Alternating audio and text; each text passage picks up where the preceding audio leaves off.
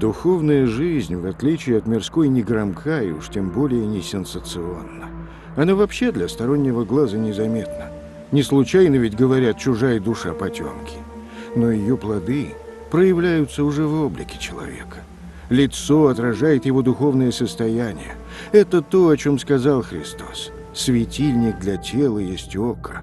Если око твое будет чисто, то и все тело твое будет светло. Если в человеке есть простота, если есть смирение, то в нем есть божественное просвещение, и он сияет.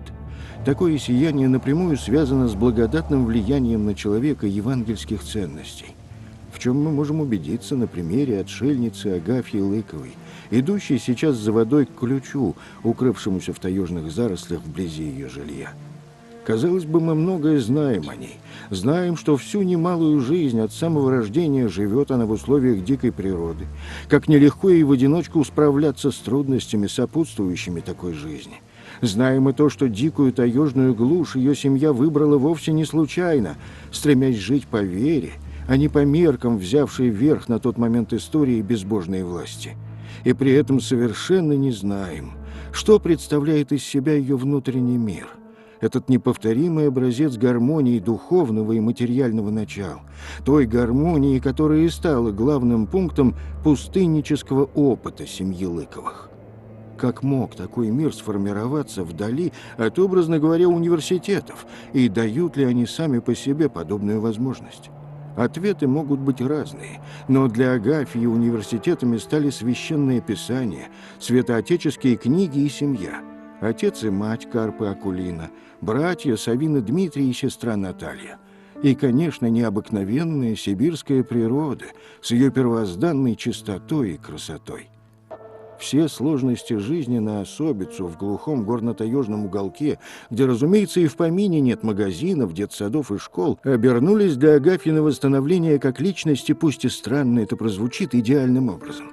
С молоком матери восприняла она священное писание. На нем же выучилась грамоте, на нем же, как хлебное тесто, поднялось ее мировоззрение. И сегодня оно помогает ей не замечать житейские трудности и не поддаваться унынию, и тем более прерывать отшельническую жизнь, вернувшись к людям в ту самую среду, где правит бал суетной заботы. Отшельники, или как их иначе называют пустынники, были во все века от Рождества Христова. Но каждый из них становился пустынником в зрелом возрасте, потому что раньше нельзя. Душа человеческая переменчивая, ей надо окрепнуть, чтобы противостоять темным силам, всегда готовым накинуться на новую жертву. К примеру, Антоний Великий, раннехристианский подвижник и основатель отшельнического монашества, оказался в пустыне на 3-м десятке своих лет. Жил сначала в пещере рядом с родным селением, а потом в развалинах воинского укрепления на берегу Нила. Здесь он провел в полном затворе около 20 лет.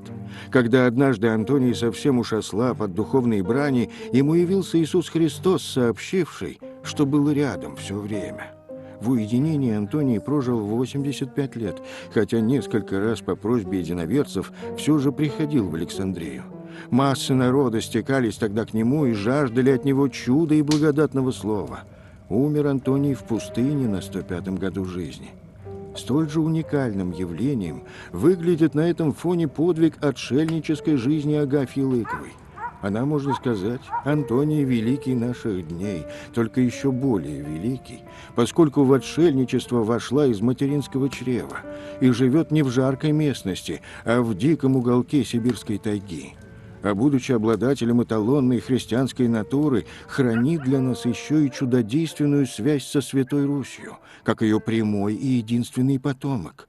Да и сам Антоний признавал, что великую силу имеет тот, кто подвязается в течение всей жизни и ежедневно до последнего издыхания находится в осторожности от Искусителя, которым преследуется.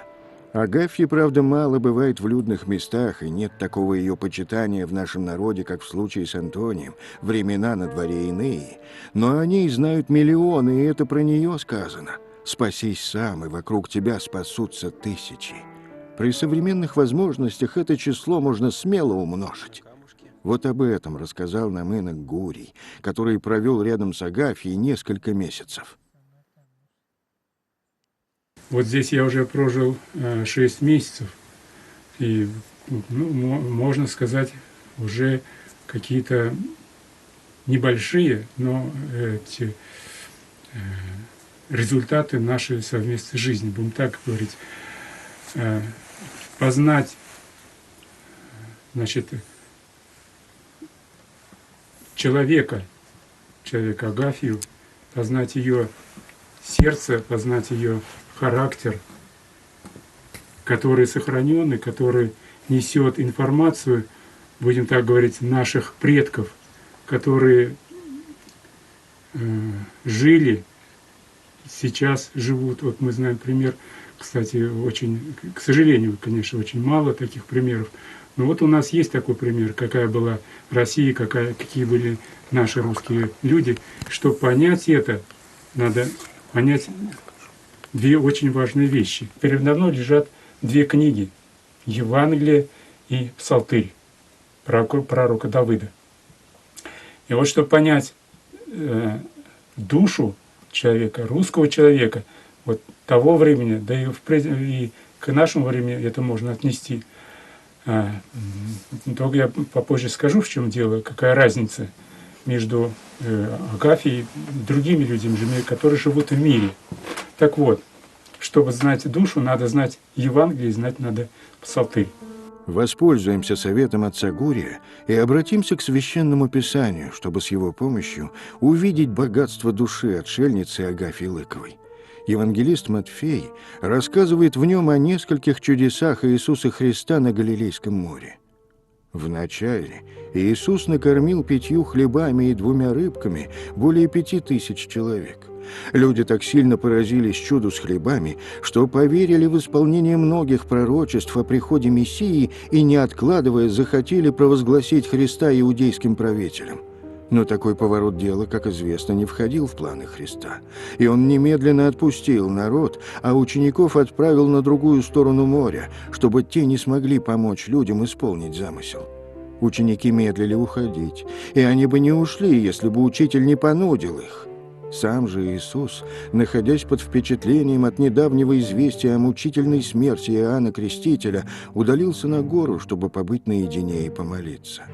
Сев в рыбацкую лодку, ученики отправились в плавание, но на середине пути море неожиданно заволновалось, а вскоре начался шторм. Нечто подобное произошло и с семейством старообрядцев Лыковых, покинувших мир с его атеистической атмосферой жизни. Поначалу были, что называется, цветочки – визиты в поселение старообрядцев, вооруженных представителей богоборческой власти, пока это не закончилось убийством брата Карпа Лыкова. Потом пошли и ягодки. Жизнь в отрыве от людей и людской помощи посреди океана дикой сибирской тайги на протяжении 3 десятков лет. А для самой Агафьи пребывание в этом океане растянулось на 70 с лишним лет. 70 лет. Это более 25 000 дней и ночей, отданных борьбе за физическое выживание. Некоторые из них приводили к грани, за которой ребром вставал вопрос, быть или не быть.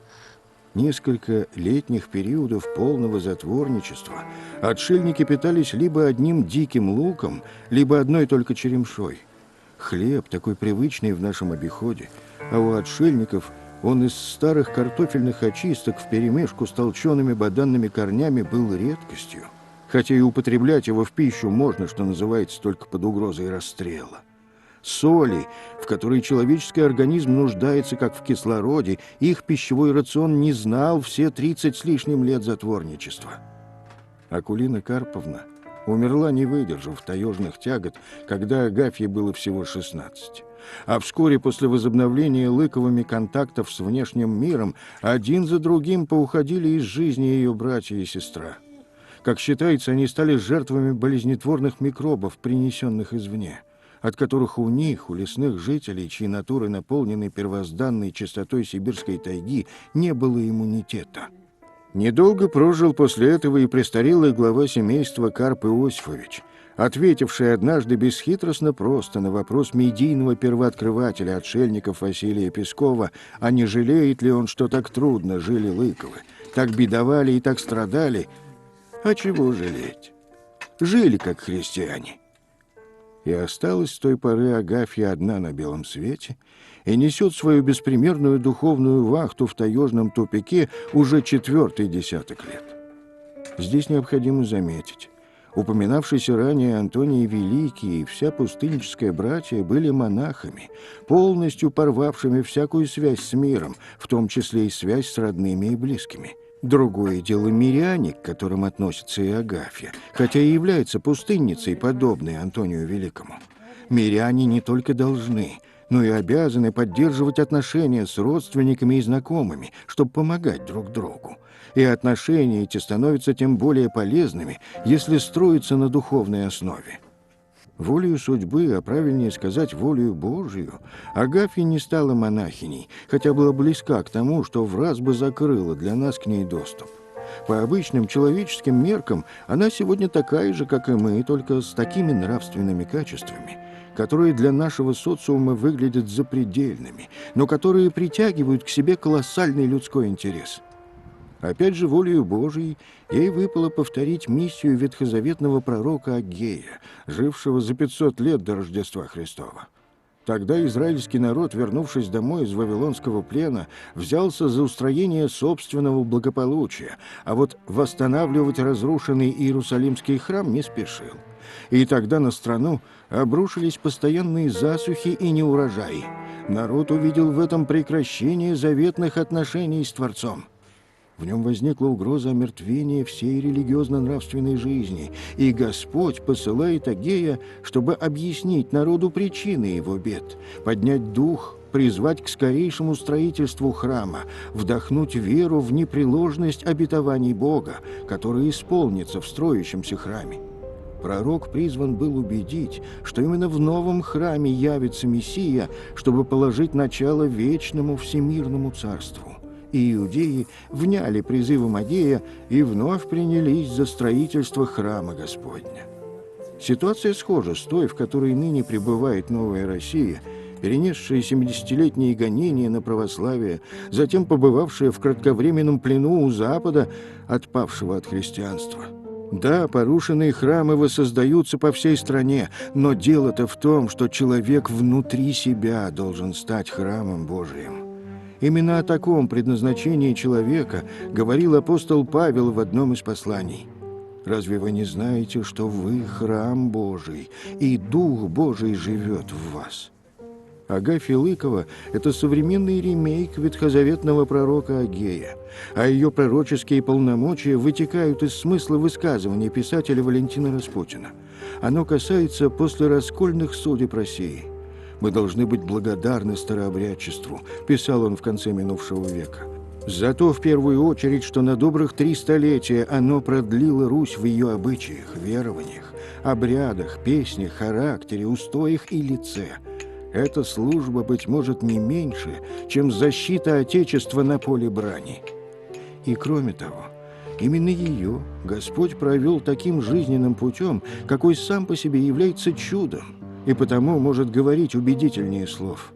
«Истинно премудр не тот, кто учит словом, но кто наставляет делом», сказали святые отцы, и подтверждение этих слов мы видим в таежном тупике, где непримечательная внешняя женщина показывает всей своей жизнью, как и для чего человек строит в себе храм. Я думаю, что молитвенный пример ее за всю нашу Россию, потому что она молится не только о своей душе, она молится о всем мире, молится о мире во всем мире. Она переживает, конечно, и хочет, чтобы люди жили правильно. Для нее это тоже немаловажный вопрос. Она уже соприкоснулась с этим миром.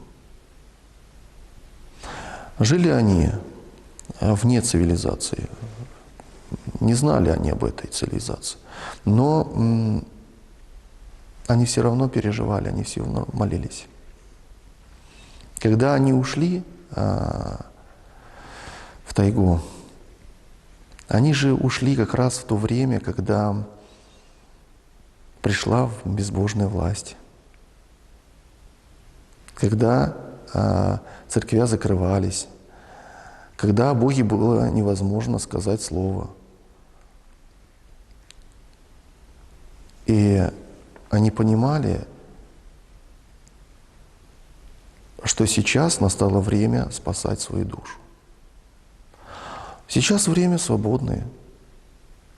И она понимает, что бежать никуда не надо, прятаться ни от кого не надо. Надо молиться теперь. И с людьми общаться и, конечно, показывать.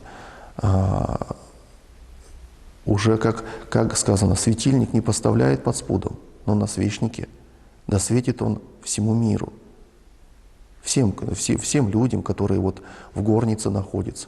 Так вот, и Агафья Карповна, она, для нас, получается, живет по Евангелию. Она евангельский человек. Да, она во всем подражает словам Христа. Во многом. Сказано: блажение чисти сердцем, яготи Бога узрит. Вот эта чистота ее сердца, в Евангелии опять сказано: пока не будете, как младенцы, не войдете в Царство Небесное. То есть ее чистота, она схожа с младенческой чистотой. Понимаете, вот младенцы беззлобивые, и у нее точно так же. Ведь приходили люди, которые и приносили не только добро Агафье Карповне, но приносили еще и неприятности. Но Агафья Карповна, она это все оставила и продолжает идти вперед, продолжает молиться за этих людей, продолжает переживать за этих людей. Как же они душу спасут? Да как же они, как говорится, так вот неправильно живут? Вот для нее это постоянное сострадание, переживание за всех людей. Молитва должна быть сердечной и происходить от боли, говорил еще недавно афонский старец Паисий, про которого сказано: если сложить 1000 монахов, не получится такой Паисий. Его слова дают понимание внутреннего состояния, в котором находится в данную минуту отшельница. «Для Бога, — говорил старец, — достоинство имеет не столько количество, сколько качество молитвы. Основа всего в том, чтобы тому, кто молится за другого, стало больно за него. Если не больно, можно часами тянуть четку, в данном случае лестовку, но молитва не будет иметь никакого результата. А Господь слышит и слушает отшельницу Агафью. Писание говорит, что Он грешников не слушает, но кто чтит Его и творит Его волю, того слушает. По оценке инока Гурия, отшельница достигла наивысшей точки в исполнении заповеди, касающейся любви к Господу Богу. А именно тем, насколько ему открылся Христос, определяется истинное величие человека. Иисус долго оставался наедине. Все это время ученики находились там, куда послал их учитель, на море, где разразилась буря. Так бывает. В начале чьего-либо путешествия в природе царит безмятежность, но потом налетает шторм, а до намеченной гавани еще плыть да плыть. Это означает, что не следует удивляться, когда, исполняя свой долг, ты встречаешься с трудностями. Как не следует удивляться и тому, что учитель посылает тебя на море, заранее зная, что тебя ждет бедствие. И это не попытка создать некую каверзу, тут иное. В эту минуту ученики еще не знают, что он делает, но потом уразумеют, что он намеревался через это испытание явить им себя особенным, чудесным образом. И все же ученики пали духом. Так Христос проводит своих подопечных сначала через меньшие, а затем и большие трудности, и таким путем приучает жить верою, а не видением. Вот и ученики, выполняя повеление учителя, продолжали движение к другому берегу Галилейского моря. И хотя ветер был встречным, а лодку било волнами и заливало водой, они не изменили курс и не повернули назад. Тем самым они убеждают нас: нельзя уклоняться от трудностей и скорбей, которые будут сопутствовать тебе при исполнении долга. Иди только вперед, веря, что Христос обязательно придет на помощь. Но, увидев идущего по волнам учителя, они испугались. Так тоже бывает. В бурю нас действительно могут пугать самые пустяковые вещи. Страхи извне неминуемо порождают в человеке и страх внутри. Так и ученики, вероятно, вообразили, что шторм на море навел какой-то злой дух, и не знали, как поступить дальше.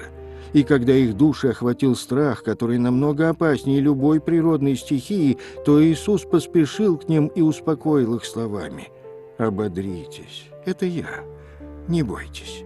Ученики знали его голос. Им достаточно было услышать его, чтобы понять, кто тот, кого они видят.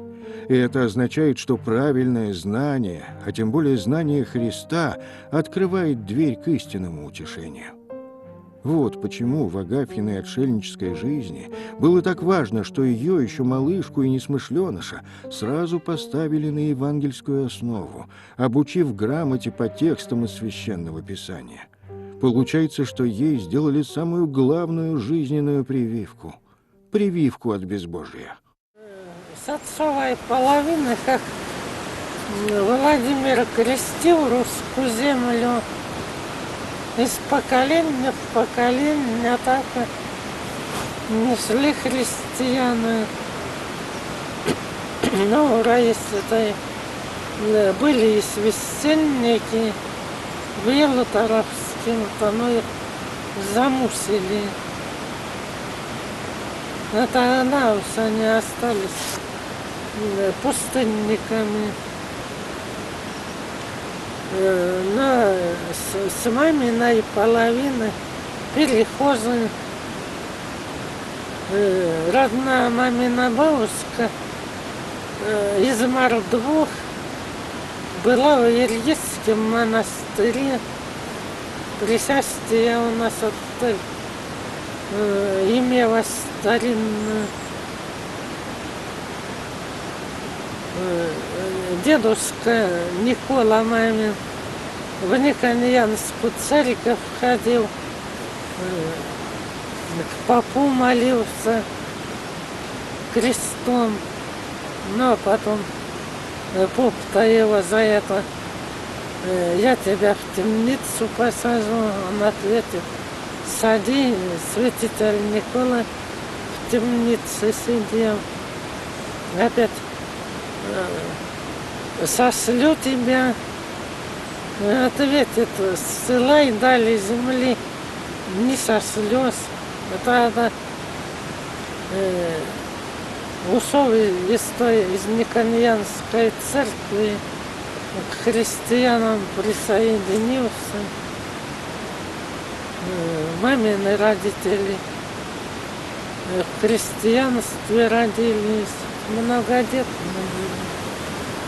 Ну и так вот у нас вера-то не пересекалась, и нас воспитали. Ну а мы-то с Дмитрий на Прилавке родился, мы-то в пустыне полной, а я-то вот здесь. Дмитрия и меня тятя крестил младенцем. Я-то в Иллинате крещена. О чем молится отшельница? О себе, но и обо всех нас, говорил ранее отец Владимир. Люди такой духовной чистоты, как Агафья, не могут думать только о своем спасении. Слишком высока для них планка духовной работы. Эту высоту демонстрирует пример Аввы Исидора, одного из первых монахов и пресвитеров древнего египетского скита, который всегда плакал, пребывая в молитвенном делании. Плачущим в келье и застал его однажды ученик. «О чем плачешь, Авва?» – спросил он наставника. «Оплакиваю грехи мои», – отвечал тот. «Но у тебя нет грехов», – удивился ученик. Старец ответил: «О, сын мой, если бы Бог сделал явными грехи мои для всех, то для оплакивания их не достало бы ни двух, ни трех, ни многих помощников». А какие у Агафьи грехи, отлучающие душу от Бога, если она родилась, воспитывалась и живет в стерильной нравственной атмосфере? О том, понятно, никому и знать не нужно. Зато сама она смолоду усвоила, что пока человек находится в теле, он не должен и не может доверять себе, поскольку не способен к неизменяемости, и ему необходимо непрерывно работать над собой. Эту нестойкость человеческой натуры, к слову сказать, ловко используют темные силы, которые терпеливо выжидают, когда человек даст слабинку, и как только это случается, принимаются со всех сторон терзать его и сбивать с пути к Богу. А с подвижниками, как отшельница Агафья, они дерутся с удесятеренной злобой. Формирование Агафьи Карповны в духовной жизни происходило благодаря преданию. Есть предание письменное, есть предание устное. И это предание, оно отражено в книгах, отражено в иконописи, отражено в традициях, в быте, который человек сохраняет. И, естественно, очень интересно, что они сохранили тот уклад. Например, дети без благословения родителей не могли сходить за водой, не могли затопить печку. Вот. Они все время спрашивали: «Тятенька, благослови, Христа ради». Вот. И это было для них законом. Они таким образом исполняли повеление самого Бога: «Чти отца и матерь, и долголетен будешь на земле». Вот это самое важное, что было в воспитании. Это послушание к родителям. Родители несли на себе ответственность, послушание к своему Творцу. Они должны были передать своим детям эту основу. Дети учатся у родителей, как родители любят Бога. Если родители постятся, дети тоже с детства начинают поститься.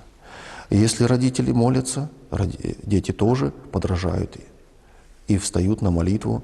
И таким образом происходит духовное формирование человека. И впоследствии, как говорится, прививай привычку, а когда разум придет, привычка будет уже готова. И вот с детства прививаем привычку к детям.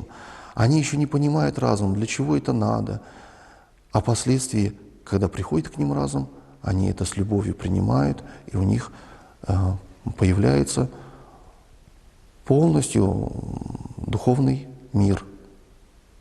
Они знают родителей, они знают и своего Творца. Вот. И уже любовь от родителей переходит и любовь к любви к самому Богу, к своему Творцу, которая уже от них не отнимется никогда. Укромные места в верховьях реки Абакан, где родилась, росла и становилась на крыло отшельница Агафья, с недавних пор входят в зону ответственности Государственного природного заповедника Хакасский. Этот уголок сохранил все признаки дикой природы, где экосистемные процессы идут еще в первоначально заданном Творцом режиме. Он и называется потому эталонным. Но если сегодня у него такой ранг, то можно представить, какими по-настоящему эталонными эти места были 70 лет назад, когда Агафья делала первые шаги по жизни. Все великолепие первозданной природы, вся гармония и величие ее питали юную взыскующую душу. А еще природа была кормилицей. Да, мы знаем, Лыковым несладко жилось, когда на их огороде случались неурожайные годы. Помним, что в один из таких периодов умерла Акулина Карповна, мать отшельницы. Но природа даже в этом случае проявляла к отшельникам огромную милость. Здесь действует духовный фактор. Чтобы человек стал внутренне сильным, ему нужно пройти через жизненные испытания. Без них он не сформируется как личность, сильный и мудрый, способный работать над собой. А поскольку страдания являются для него огромным вызовом, то, реагируя на них, он мобилизует все силы и непременно меняется к лучшему, если хочет эти скорби преодолеть. И Агафья – лучшее тому подтверждение. А кроме того, строгая милость дикой природы к Лыковым созвучна совету великого христианского учителя и святителя Иоанна Златоуста. Его книги есть в небольшой библиотеке таежного тупика. «Не для того явились мы на свет и живем, — говорил он много веков назад, — чтобы есть и пить, а для того едим, чтобы жить. Жизнь соразмерна не с удовольствием, а с необходимостью. И так, предлагал святитель, отвергнув все излишнее для своей природы, будем довольствоваться одним только необходимым, как и делает Агафья Лыкова, и в этом состоит ее бесшумная и вместе с тем громкая по восприятию проповедь евангельских истин. Мне самому было приятно видеть ее на молитве. Она очень хорошо читает без ошибок, соблюдает запятые все, соблюдает ударения. Старославянский текст для нее очень легко дается. Но кроме этого, она знает, что зачем идет. Она знает, как псалтырь молиться, она знает, как молебен, как каноны читать на молебне. Она знает, как человека похоронить. Она знает, как молиться службу. Хоть она и в церкви не была ни разу, но я очень удивился, когда увидел, что она хорошо разбирается в уставе. И для меня это еще раз говорит о том, что независимо от того, что она жила одна, она духовно развивалась. А что, я как Мария Египетская или что это знание? Или все-таки от родителей? Я не думаю, что ей родители могли полностью обогатить ее. Самое глубокое познание это книги, через которые мы себя обогащаем. Конечно, Марию Египетскую просвещал Дух Святой, а Агафью Карповну тоже считаю, что просвещал Дух Святой. Потому что, читая книги, не всегда возможно понять, что там написано. А ее понятие Священное Писание полностью соответствует Церкви. Поэтому я вижу, что именно через Бога ей дано было это видение, это понятие духовных предметов. До 33 лет Агафья жила исключительно в окружении родных. И как Спаситель в этом возрасте взошел на крест, так и она явилась миру, чтобы мир мог учиться у нее твердому самостоянию. К тому времени молодая отшельница уже завершила курс наук, и именно этим своим образованием стало интересно, в частности, зачастившим на заимку филологам. В итоге их работы издан двухтомный словарь лексики старообрядки Агафьи Лыковой. В него вошли 4500 статей с объяснением употребляемых ею слов и фразеологизмов, а также фрагменты многих ее писем.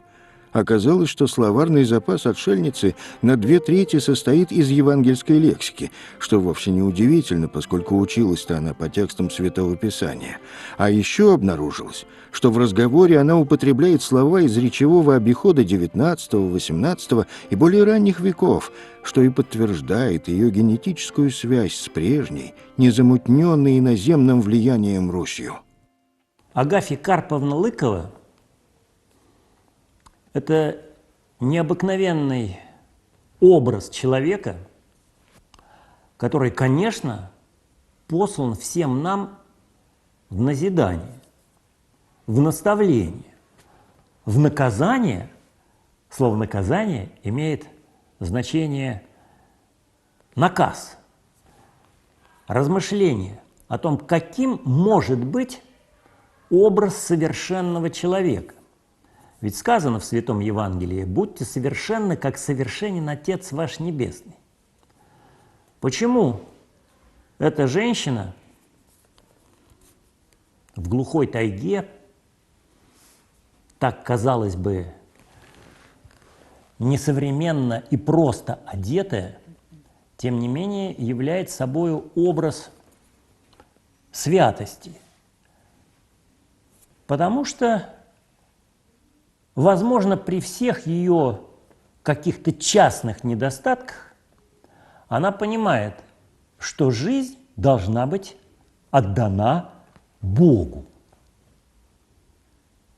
И об этом, по-видимому, она говорит тем молодым людям, которые приезжают с нею знакомиться и ей помочь, достаточно просто, не морализаторски и не навязчиво. Жизнь отдается Богу, жить должно в понимании своих грехов, каяться, и человек через это устремляется к спасению своей души и к благоустроению своей жизни. Вот что самое интересное.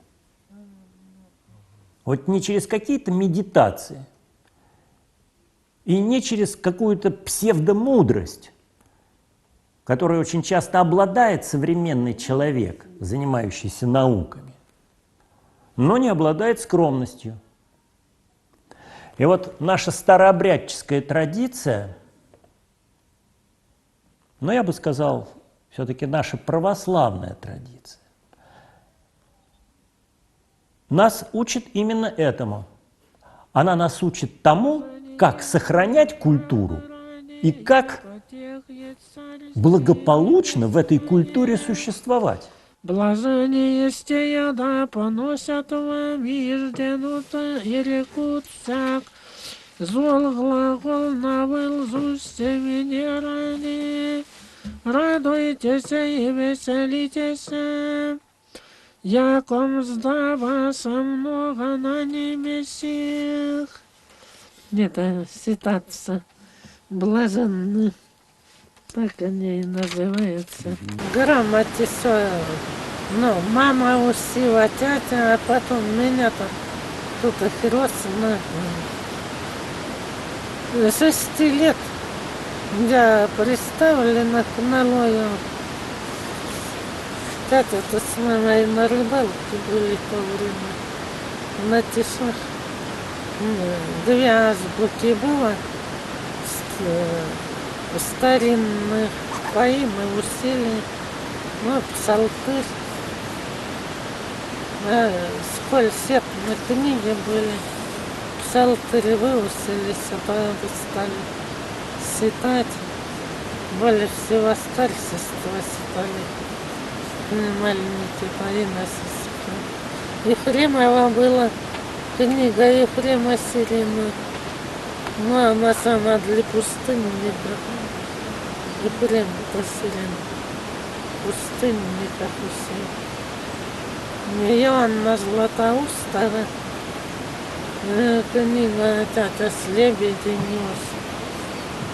На каждое воскресенье православие великим постом. На каждый день, ну вот, Евангелие старинное. Один пролог зимний писанный. Вот, Григорьево видение у нас было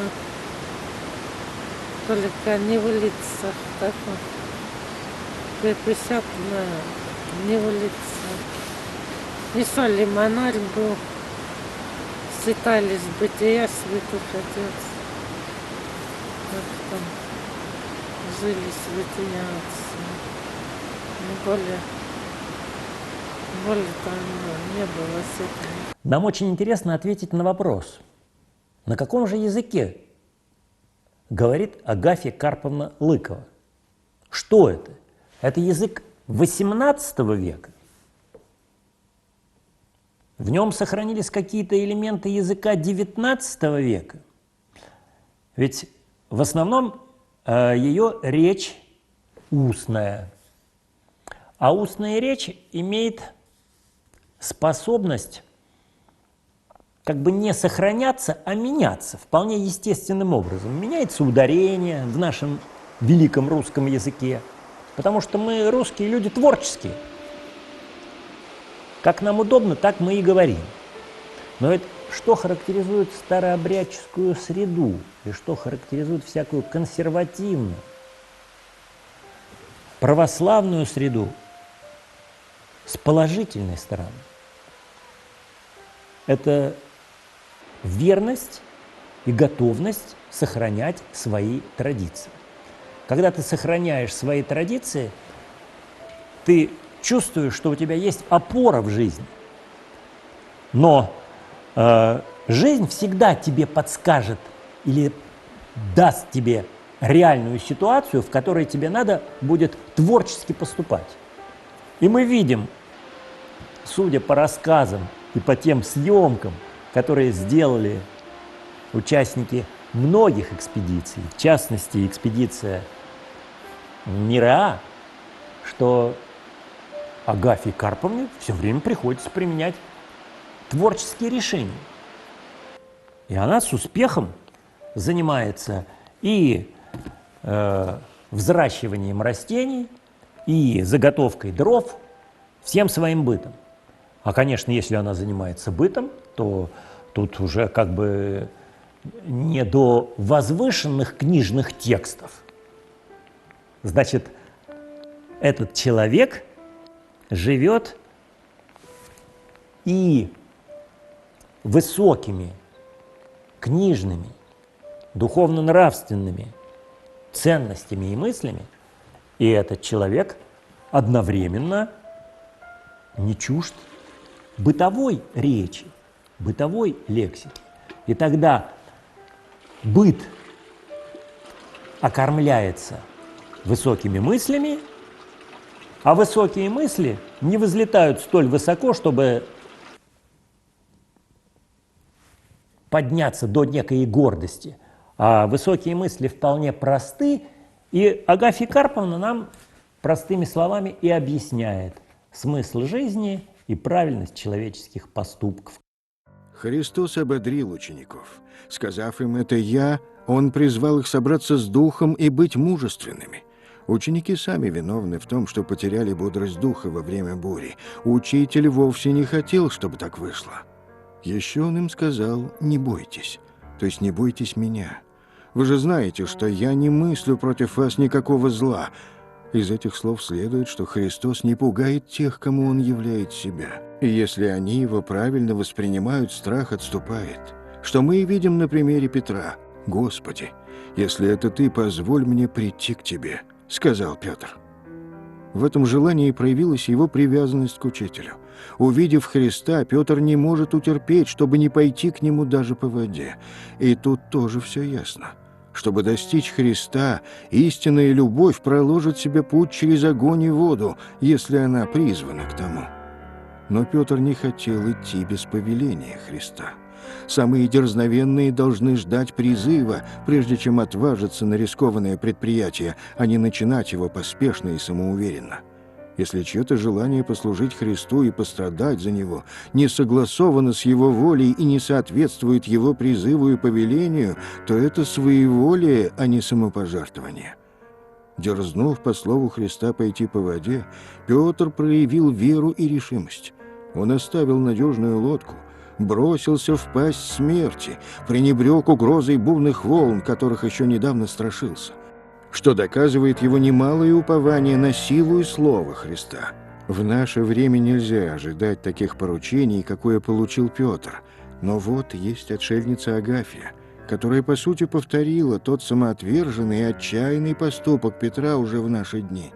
В случае с Петром было настоящее море, а в Агафьином необходимость перебраться с обезножившим престарелым отцом с севера, где они жили до контактов с людьми, в более подходящее место, то есть на Иринат, где Агафья родилась и была крещена, и где провела первый год жизни.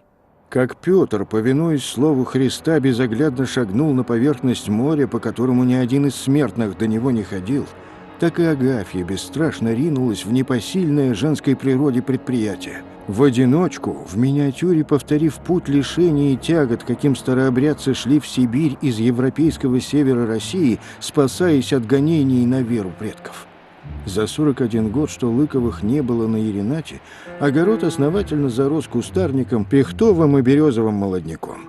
Следовало расчистить его, а это непросто. Огород не маленький, да и расположен на крутом горном склоне, и управиться с работой требовалось как можно быстрее, чтобы уже очередной весной приступить к посадкам. Первым делом еще по осени соорудила погреб для семенного картофеля, затем лабаз для продовольственных припасов. Лабаз – маленькая избушка из широких толстых досок, поднятая на 3 с лишним метра над землей и закрепленная между стволами близко стоящих друг к другу 3 деревьев. Медведь, бурундуки и мыши забраться на такую высоту не могут, а значит, за сохранность продуктов можно не беспокоиться.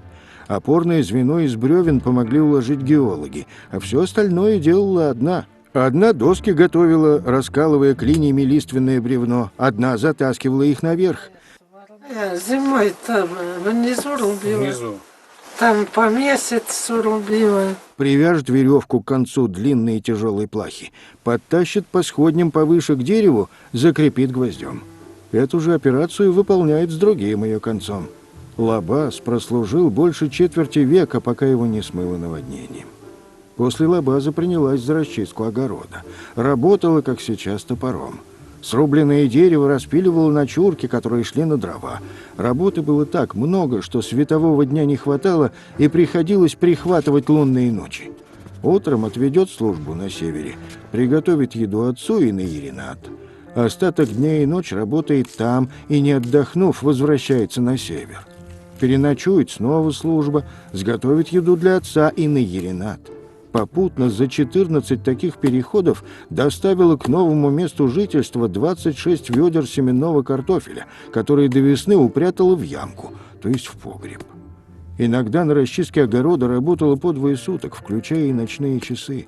Сама питалась мало, поскольку на время работы выпали 40-дневные посты, рождественский и великий, а после них были посты по средам и пятницам.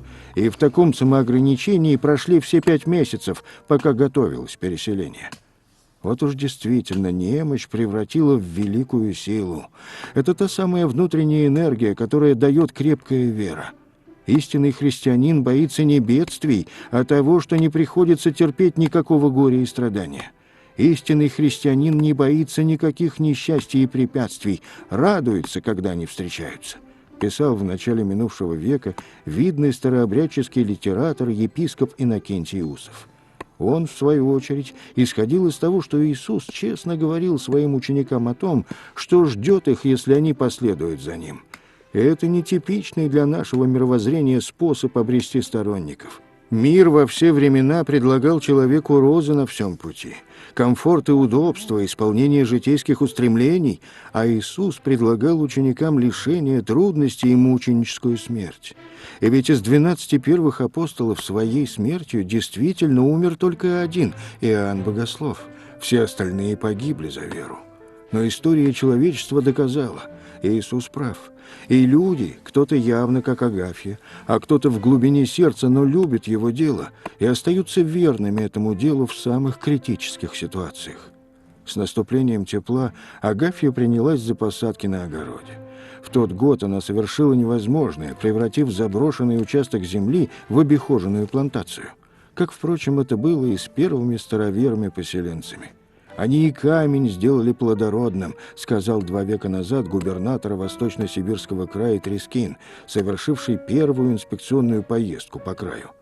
То же самое увидел на Лыковской заимке первой осенью после возвращения Агафьи с отцом на Еринат доцент Ишимского сельхозинститута Шадорский, о чем в своей книге рассказал красноярский врач Игорь Павлович Назаров, много лет, начиная с 1980 года, посещавший Лыковых. Продовольственную самодостаточность, даже при тех ограничениях, которые несла с собой изоляция от мира, она, Агафья, продолжала поддерживать на высочайшем уровне.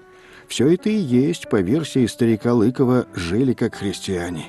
Практическое проявление его мировоззренческой установки заметно в таежном тупике повсюду.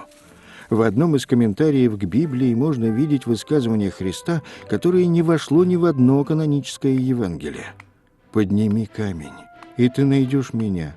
Раскали дерево, и там я». Эти слова означают, что когда человек делает какую-то работу, с ним Иисус.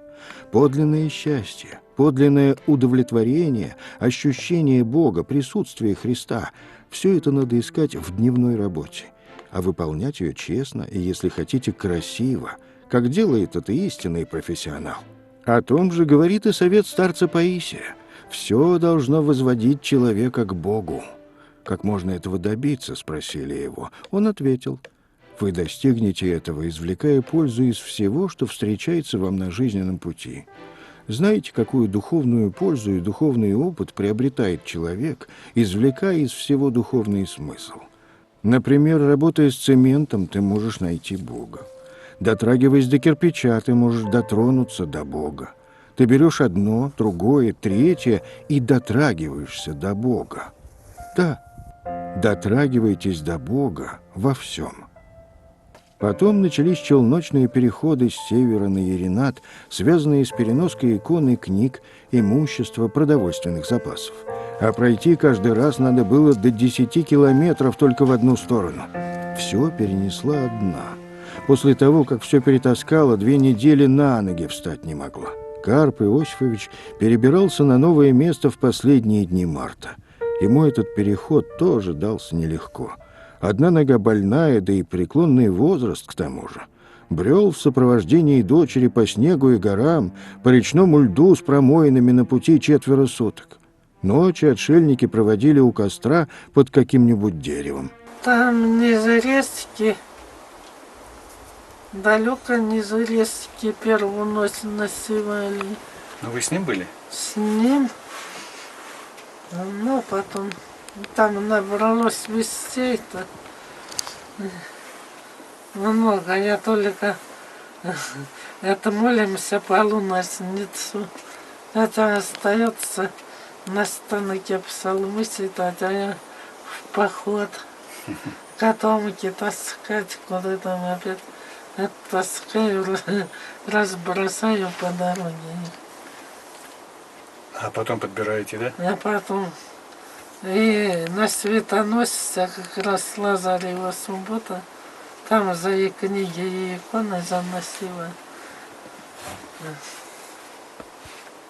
Шли распутая и не смогли Светоносца вербное воскресенье в острове. Там далеко ниже развил. На той стороне пихтось сухой был, дрова-то нарубили. Но на Севку пришли, на Светоносце вербное воскресенье. Ну, это перед Пасхой. Тогда воскресенье-то прожили, вот уж 2 ночи пришлось. А тогда я думала, дойдем за день, тут занесено уж было и крупа. А там-то у нас только сухие картошки были, пластики, но маленько крупы. Да и котомки-то позади остались, там и книги. Остаток весны жили вдвоем в малюсенькой избушке, в которую через многочисленные щели тянуло холодом. В это время у Агафьи сильно разболелись глаза. Только под ноги маленько-маленько смотреть могла, рассказывала она.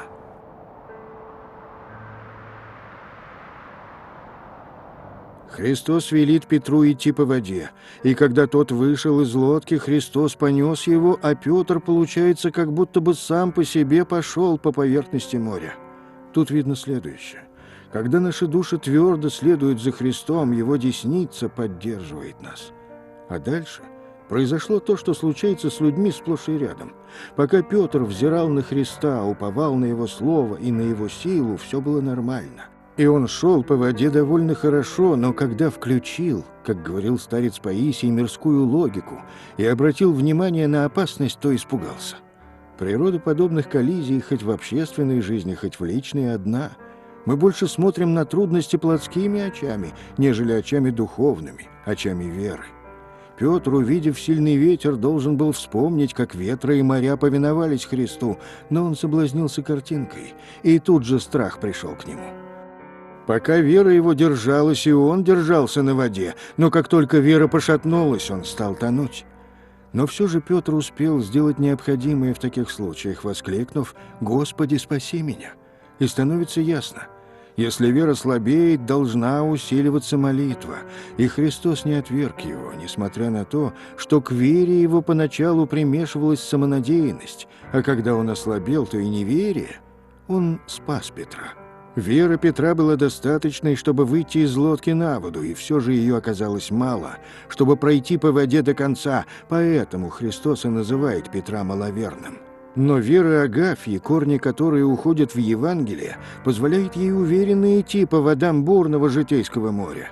Рука Христа простерта к ней, как и ко всем верующим, чтобы поддержать в нужный момент и не дать утонуть. Когда видишь Агафью в ее продуваемом всеми ветрами балагане или сверхскромной и неприбранной избенке, которая не располагает к привычному нам комфортному жилью, невольно задаешься вопросом: а почему она так живет? Почему не переедет к родственникам в шорский поселок Килинск или на худой конец в Москву под крылышко родной старообрядческой митрополии? Нам и невдомек, что пустынничество с его безмолвием, материальной нищетой и аскетизмом – это великое благо для человека. Давнего предшественника Агафьи Исаию Отшельника, жившего в V веке, как-то спросили, что он разумеет под понятием «мир». Словом «мир», — ответил подвижник, — обозначается деятельность по разуму и воле падшего человека, когда исполняем плотские желания, когда надеемся остаться надолго в земной жизни, когда печемся более о теле, нежели о духе. Говоря же о сути отшельничества, Авва Исаия напомнил изречение древних отцов, которые считали, что оно состоит в бегстве от тела и в постоянном памятовании смерти, а потом объяснял его внутреннюю логику. От безмолвия, по его словам, рождается подвижничество, от подвижничества – плач, от плача – страх Божий, от страха Божие – смирение, от смирения – духовное прозрение, от духовного прозрения или разума – любовь. Любовь же делает душу здравой и бесстрастной. Тогда познает человек, сколько он удалился от Бога. Агафья же, как мы знаем от инока Гурия, достигла немыслимой для любого другого человека нравственной отметки на пути к Богу. А такому состоянию соответствует чистота, чуждая гнева, благость, кротость, духовная радость, воздержанная от всех страстей. Любовь ко всем, святое рассуждение, непоколебимая вера, терпение скорбей, отчуждение от мира в чувстве сердца, желание разлучиться с телом и связаться со Христом. Предвидим, что кому-то может показаться, будто из отшельницы лепится икона. Но поверьте, многолетние поездки к ней, а главное длительное общение с ней, дают основания так говорить. К тому же, кто усматривает в наших выводах натяжку, совет простой: попробуйте пожить, как она. Со своей стороны мы честно признаемся, что не отважимся на такой шаг, поскольку не справимся с испытаниями. Но вернемся к вечерней молитве отшельницы, которая в данном случае проходит в дни Великого Поста. Все Священное Писание свидетельствует, что человек не бывает услышан Богом, если он молится не в подвиге и утомлении тела, не из среды лишений, не из сердца сокрушенного и смиренного. Слушая это, присмотритесь к деталям среды обитания отшельницы, к месту, где она молится, к ее движениям, словом, к любым подробностям молитвенного процесса, и вы многое поймете. И добавьте сюда, что великопостная молитва идет часами, и что к данной минуте Агафья еще не прикасалась к еде и даже не пила воды, а также и то, что молитва приносится ночью, и оттого еще более ценна, поскольку в эти часы душа ощущает бессмертную жизнь. Причем в молитве самое сокровенное и еще более значимое, чем псалмопение, это поклоны. Когда сведешь воедино все эти детали, становится понятным смысл святоотеческого утверждения, что подвиг молитвы труднее всех прочих подвигов.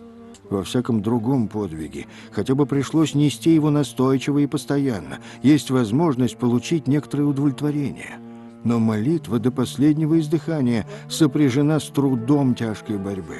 Когда еще Исаия Отшельник сказал, а как это актуально звучит сегодня? Вслушайтесь. Великая буря свирепствует на море житейском. Свергнем с себя все, принадлежащее суетному миру, и будем вопиять молитвой к Богу, чтобы не потонуть в яростных волнах этой бури.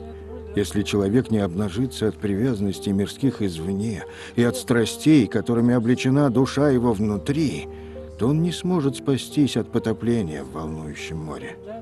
Это призыв через века к молитвенному подвигу, а святые – это наши учителя. Стойкость характера, которые, конечно, вот пронесли, так можно сказать, через поколение старообрядцы, как Агафья Лыкова. Конечно, это очень сейчас нужное, говорит, Господь, наверное, промыслительно сейчас вот сохранил, хотя небольшое наш горско, так может, небольшое стадо, сегодняшний Господь говорит, не бойся, малое стадо, я с вами, лишь бы мы вот были бы достойны Господа, лишь мы были этой солью, которая бы вот осолила, так можно сказать, землю, потому что без соли все разлагается. Вот, а соль, может, много-то и не нужно, но без нее погибает душа, так можно сказать, духовная такая составляющая, если образно как говорить. Вот в какой-то мере Господь так промыслительно вот нам показывает из истории Аввакума, Морозовой, вот Агафий Лыков к нам поближе. Вот, что же это такое соль, что это сохранение души. И вот сейчас я думаю, что да, действительно, момент такой и грозный, а с другой стороны, я думаю, что старообрядцы всегда были оптимисты. И они, как-то, можно сказать, не очень пугаясь все. Потому что человек, когда доверяет Богу, то для него ничего не страшно. Он говорит, а что мне бояться? У меня троир учится. Ну и нам что бояться? Глобализации, там еще что-то такое будет. Вот с нами Бог. Опять к этой мысли возвращаясь. Если мы, конечно, тоже это Бога не предаем своей жизнью, то действительно с нами Бог. А это вот как раз такая, можно сказать, почва для оптимиста, что все будет хорошо. Так что я думаю, что и Россия воспрянет, опять на ноги встанет, вот, и мир удивит, так можно сказать, Запад не преклонится, вот, лишь бы она опять не повернула вот это на Запад. А слава Богу, вот мы сейчас все больше понимаем, что Западу нам не по пути, в духовном, во всяком случае, отношений. Так что вот эта история старообрядчества и вот эта вот программа, если мы говорили, у нас свой путь, свой православный путь, который сейчас вот сохраняет такие вот, как Агафья. Все, что будет показано сейчас, рациональным образом не объяснишь. А произошло следующее. Отшельница шла от рыбацкого балагана в сторону заимки. Она и не подозревала, что в эту минуту из глубины берегового кустарника за ней следил хищник.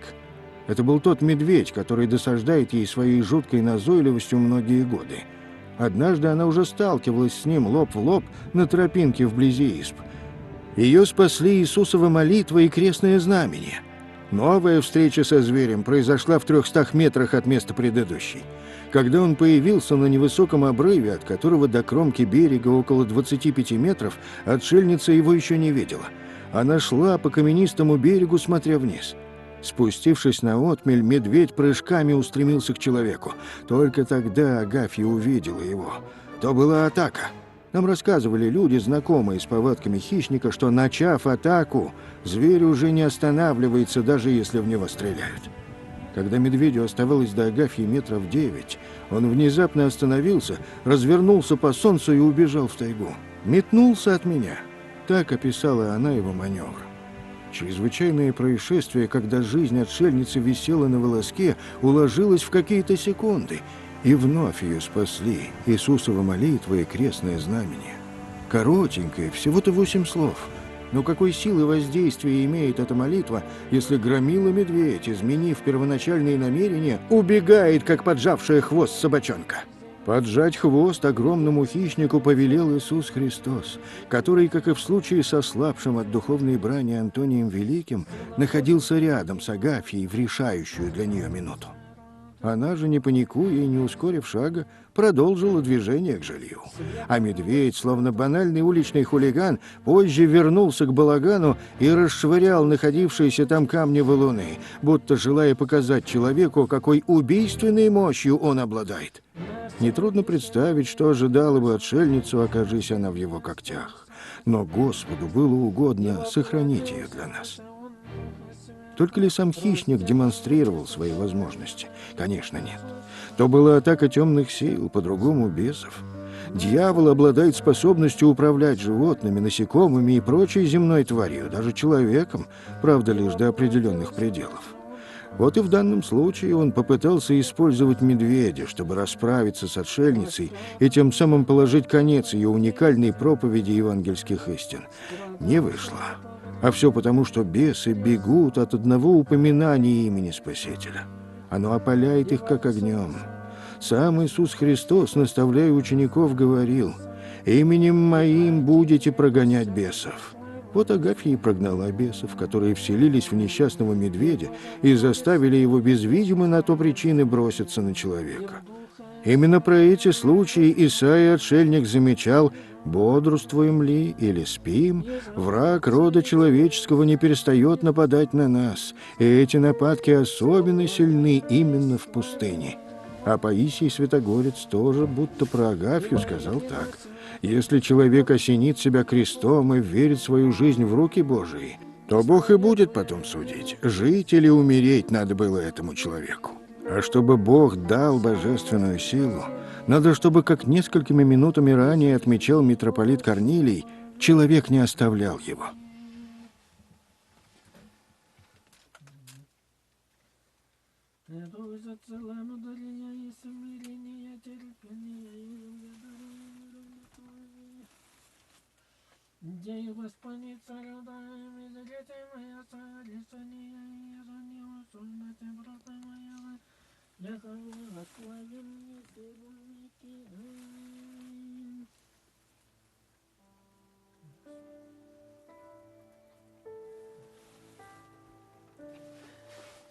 Обведена красенькой кругом. Настало время трапезы. Для Агафьи это первый и единственный прием пищи за весь день хозяйственных и молитвенных трудов. В какой-то мере такой подход к довольствованию плоти вызван Великим постом, который напоминает, что Христос после своего крещения в Иордане 40 дней провел в пустыне без воды и пищи. Но не только с этим воспоминанием связан ее аскетизм в питании. Так поступали ранее все пустынники, независимо от того, есть ли пост. Знакомый нам Исаия отшельник наставлял: «Однажды в день употребляй пищу, а удовлетворяя потребности тела твоего, вставай из-за трапезы ненасыщенным, чтобы ты мог постоянно пребывать в благочестивом подвиге твоем». Антоний Великий советовал употреблять простейшую пищу. Остается удивляться, как Агафья, почти не покидая таежный тупик, знает о многих практических тонкостях христианского подвижничества. Ее пища, как видно, самая наипростейшая – отварной горох. Горох – это фирменная гордость семьи Лыковых. По своим потребительским свойствам и урожайности он значительно превосходит самые лучшие селекционные сорта гороха на Большой Земле. Нетребовательный к качеству почвы, он не боится заморозков, и его можно высевать первым, а после него лучше растут другие овощные культуры. Точь-в-точь символический портрет самой отшельницы. А из питья настой репейника. Да-да, того репейника, что в нашем обиходе считается сорняком. По словам отшельницы, он обладает целебными свойствами. Недолго длится трапеза, а за ней продолжение молитвенного подвига, который отшельница намерена нести до последнего издыхания. Антоний Великий, на личном опыте познавший космизм пустыннической жизни, так говорил о подобных явлениях: «Все подвиги, предпринятые несоответственно силам, оставляются». Из этих слов следует два предположения. Либо подвиг отшельничества не такой уж неподъемный для Агафьи, либо ее личных сил хватает, чтобы продолжать начатую еще родителями подвижническую миссию. А может, как и в случае с самим Антонием Великим, с нею все время рядом Иисус Христос, и Он помогает нести выпавший на ее долю крест. Да тут и сомнений никаких нет. Эпизод с посрамлением медведя тому подтверждение.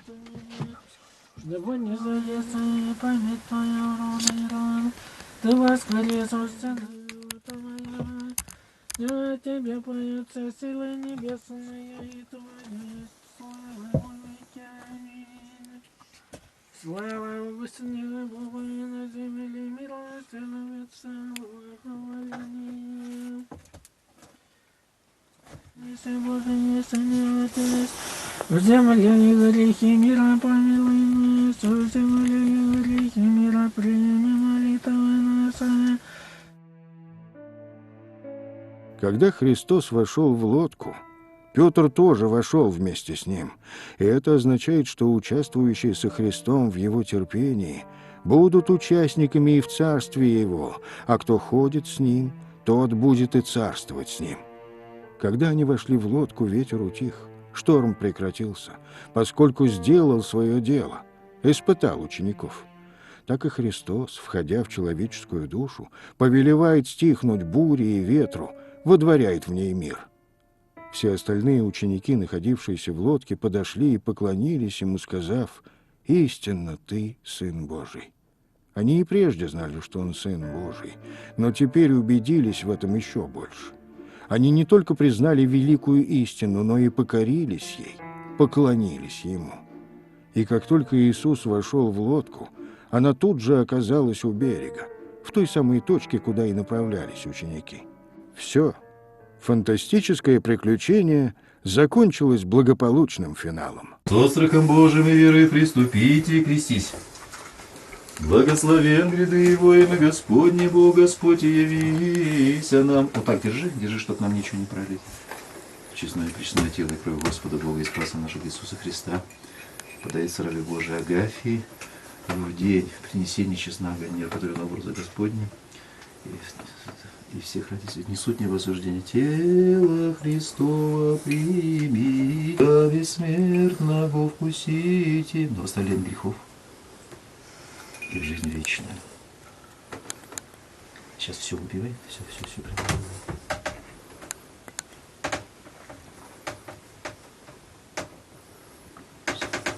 Господи, чашу целуй. Аллилуйя! Ныне отпущаешь раба Твоего, Владыка, по глаголу Твоему с миром, яко видите очи мои спасения Твои гуд. Еще готов пред лицем всех людей, свет в откровении языком и славы люди Твоих Израиля.